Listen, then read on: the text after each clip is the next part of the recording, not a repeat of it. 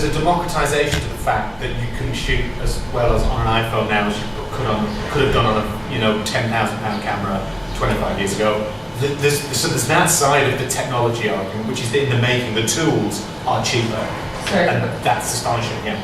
Could you give us an example of a fashion film made with the... I'll give you I mean, Tangerine was a feature film made on that, for starters, right? So, and no one's bothered, you're not, come back in a second.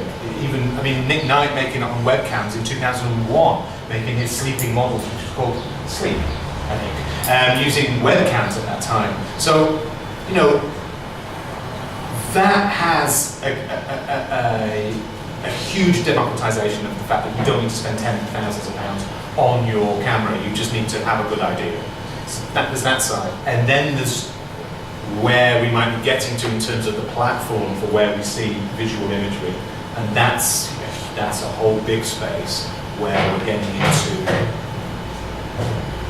I don't want to get too far ahead in the conversation really, but because there's a lot more near future which is changing quite rapidly. But in terms of the next 5 to 10 years, I think we're moving into some crazy spaces, and where the fashion industries are the people that are going to be putting the cameras on us, not Sony and Panasonic and Panavision and all the people that were making cameras for the last 100 years, but it's going to be the fashion industries that places the cameras that you will all be wearing on your bodies in 10 years. Because none of you, bless you, easily, not even that. I used to get into work and say, I just saw someone with their phone out on the tube. I used to say that because we were discussing it. Mobile phones will take off, and everyone said, don't be ridiculous. What were they doing on it? I don't know, maybe reading something. Reading on their phone. And I had these conversations. I'm old enough to remember. And don't be ridiculous. That's never going to happen. No one will look at videos on their phone. No one's going to do this. Mobile phones are ridiculous. Blah blah blah. It's the same thing with mounted cameras on our faces. 10 years, easily 10 years, we'll all be wearing them.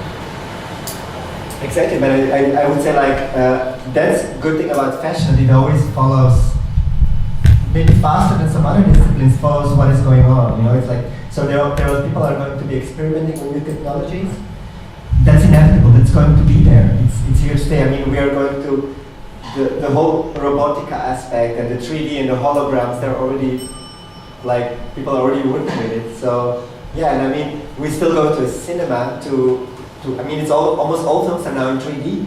Almost all films you can choose to watch a normal version or the 3D version.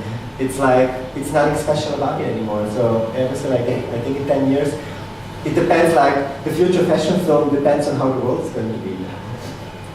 I wonder whether in 10 years we'll be discussing a whole new form of narrative filmmaking, which comes from, so if you look at the Diane von Furstenberg's Google Glass tie-in from 2013, 14, when Google Glass, it was a catwalk show. That's a great catwalk film because it's all shot from the models. And the last shot is one of the models at the end with the bank of photographers. And you've got about 25,000 photographers all taking the same image.